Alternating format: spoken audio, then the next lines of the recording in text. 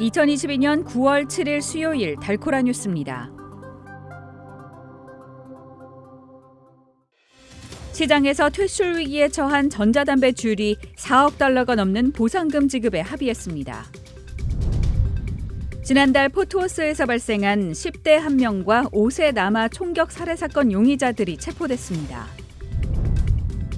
최근 들어 비가 자주 내리면서 테런 카운티의 실외 소각 금지령 번벤이 해제됐습니다. $1 환율이 급등하며 13년 5개월 만에 1,380원대를 뚫었습니다.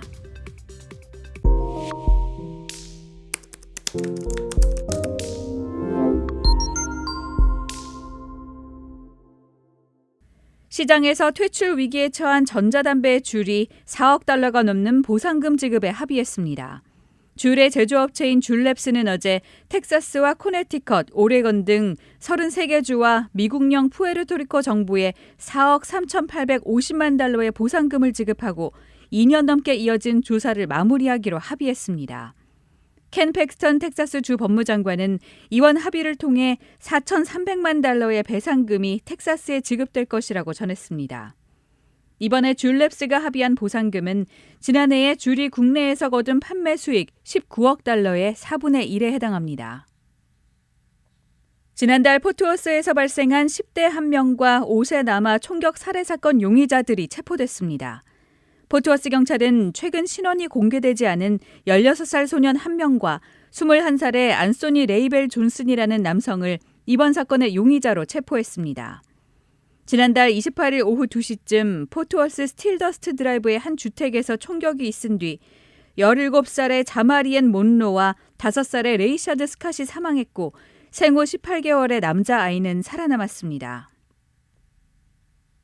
최근 들어 비가 자주 내리면서 테런 카운티의 실외 소각 금지령 번벤이 해제됐습니다. 어제 테런 카운티 커미셔너스 코트는 카운티 외곽 지역에 발령된 실외 소각 금지령을 폐지하는 안을 통과시켰습니다. 다만 테런 카운티 소방국은 모아놓은 나뭇가지나 나뭇잎, 베어낸 풀더미를 태울 때 여전히 준수해야 할 몇 가지 규칙은 계속 적용된다고 밝혔습니다. 또 규정이 허용하는 소각 가능 품목과 관련해 테런 카운티 파이어 마샬 오피스로부터 허가와 승인도 받아야 합니다. 만약 소각 계획이 있는 주민은 테런 카운티 파이어 알람 센터 817-232-9800으로 전화해서 주소를 등록해야 합니다. $1 환율이 급등하면서 13년 5개월 만에 1,380원대를 뚫었습니다.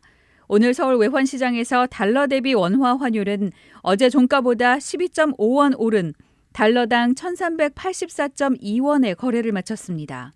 환율은 장이 열린 뒤 채 10분도 지나지 않아 1,380원을 돌파했고 이후에도 계속 올라 오후 한때 1,388.4원까지 뛰었습니다.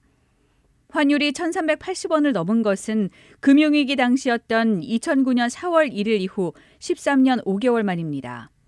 $1 환율은 지난달 31일부터 6거래일째 장중 연고점을 갈아치우고 있습니다. 결국 1,390원 선까지 위협하던 환율은 점심 무렵 외환당국이 시장 점검을 위해 서울 외환시장 운영협의회의를 연다는 소식이 전해지자 급등세가 다소 진정됐습니다. 일각에선 8월 미국의 소비자 물가지수 상승 하락세가 예상보다 완만하고 기대 인플레이션도 크게 낮아지지 않은 것으로 나타나면 $1 환율의 1,450원 가능성도 열어놔야 한다는 전망도 나왔습니다.